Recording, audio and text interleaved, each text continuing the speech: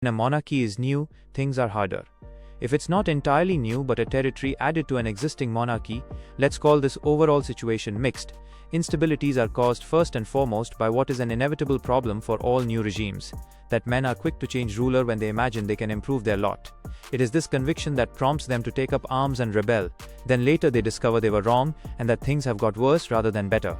Again, this is in the normal, natural way of things. A ruler is bound to upset the people in his new territories, first with his occupying army and then with all the endless injustices consequent on any invasion.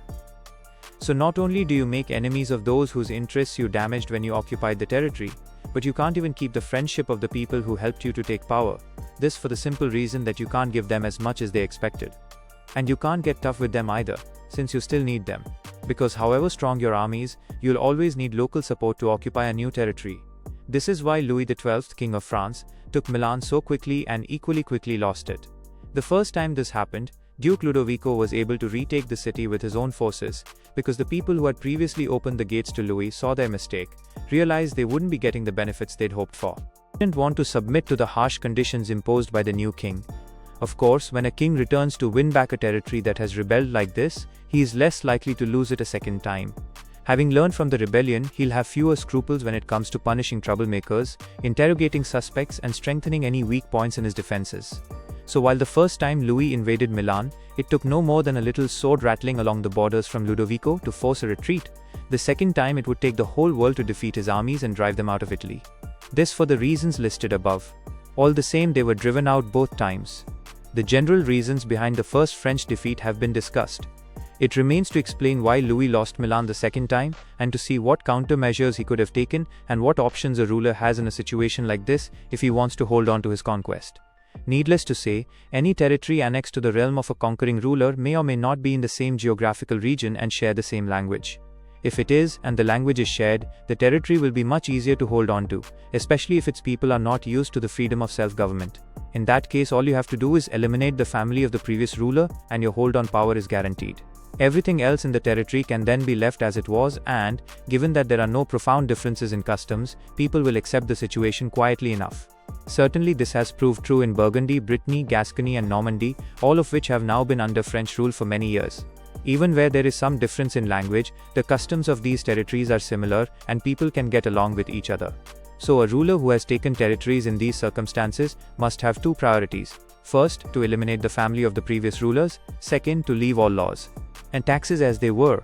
In this way, the acquired territory and the king's original possessions will soon form a single entity.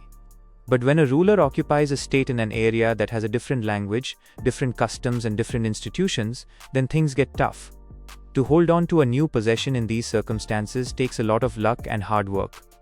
Perhaps the most effective solution is for the new ruler to go and live there himself. This will improve security and make the territory more stable. The Turkish Sultan did this in Greece, and all the other measures he took to hold on to the country would have been ineffective if he hadn't. When you're actually there, you can see when things start going wrong and nip rebellion in the bud. When you're far away, you only find out about it when it's too late. Another advantage is that the new territory won't be plundered by your officials. Its subjects will be happy that they can appeal to a ruler who is living among them. So if they're intending to be obedient, they'll have one more reason to love you, and if they're not, all the more reason to fear you. Anyone planning an attack from outside will think twice about it. So if you go and live in the new territory you've taken, you're very unlikely to lose it. Another good solution is to establish colonies in one or two places. These work rather like chains to bind the captured state to your own. If you don't do this, you'll have to keep large numbers of infantry and cavalry in the territory.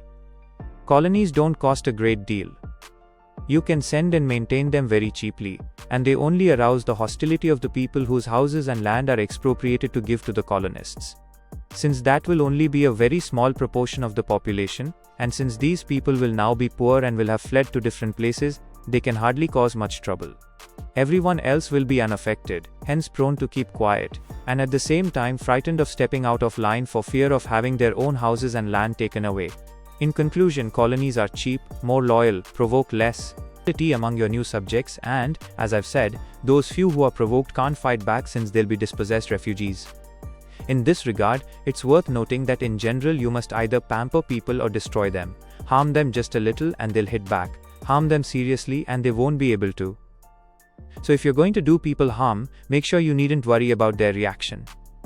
If on the other hand, you decide to send an occupying army rather than establish colonies, the operation will be far more expensive, and all the revenues from the new territory will be used up in defending it, turning what should have been a gain into a loss. And you'll provoke more hostility. An army moving about and requisitioning lodgings will do damage across the entire territory, something that has consequences for the whole population and turns them all into enemies. And these are enemies who can hit back, people beaten but still on their own ground. So however you look at it, military garrisons are as pointless as colonies are useful.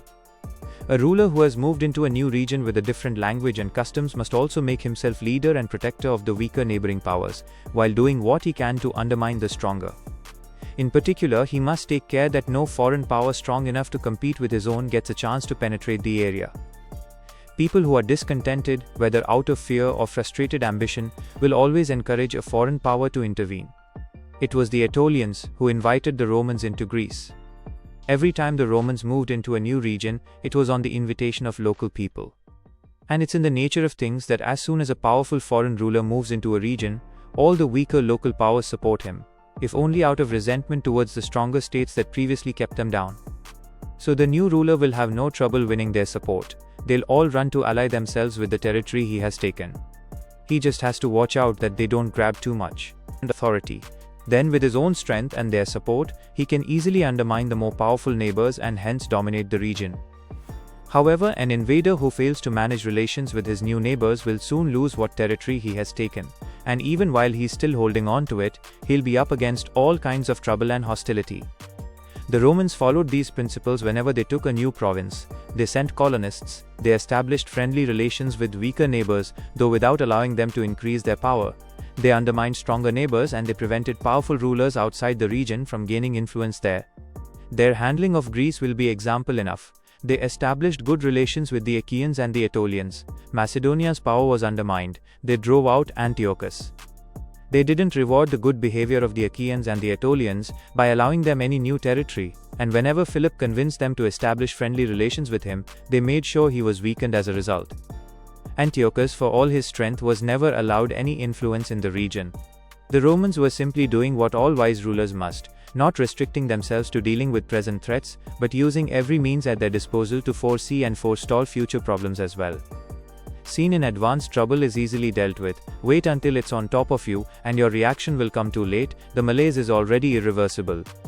Remember what the doctors tell us about tuberculosis. In its early stages, it's easy to cure and hard to diagnose. But if you don't spot it and treat it, as time goes by, it gets easy to diagnose and hard to cure. So it is with affairs of state. See trouble in advance, but you have to be shrewd, and you can clear it up quickly. Miss it, and by the time it's big enough for everyone to see, it will be too late to do anything about it.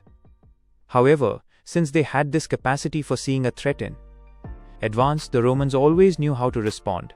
They never put off a war when they saw trouble coming.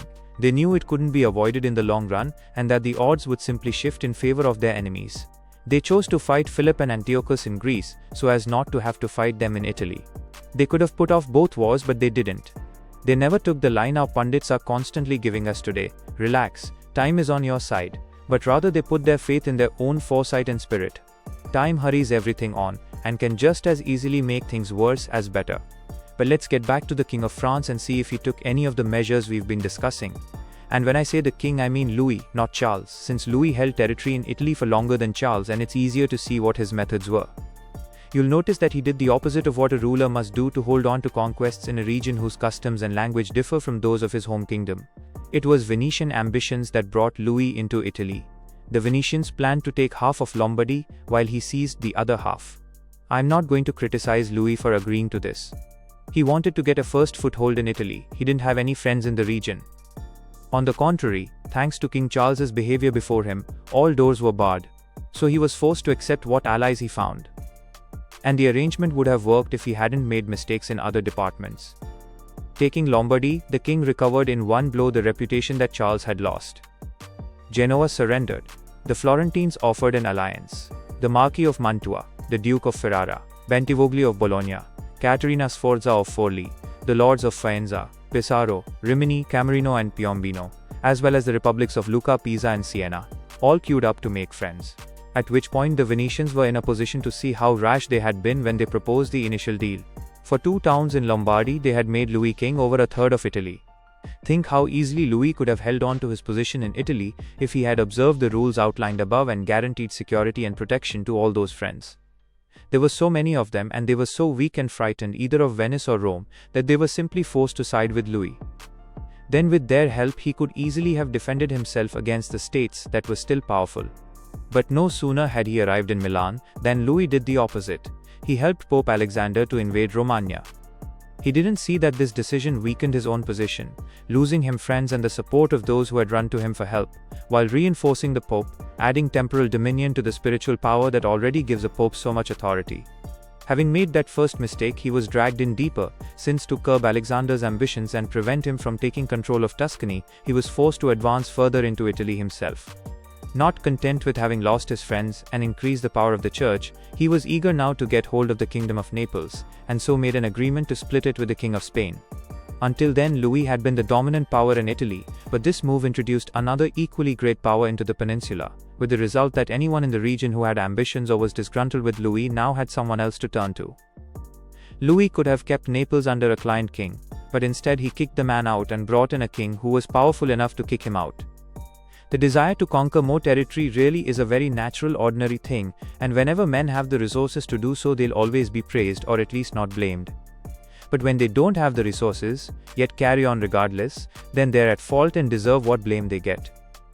If Louis was in a position to capture the kingdom of Naples with his own forces, then he should have gone ahead and done it. If he wasn't, he certainly shouldn't have split the territory with another king.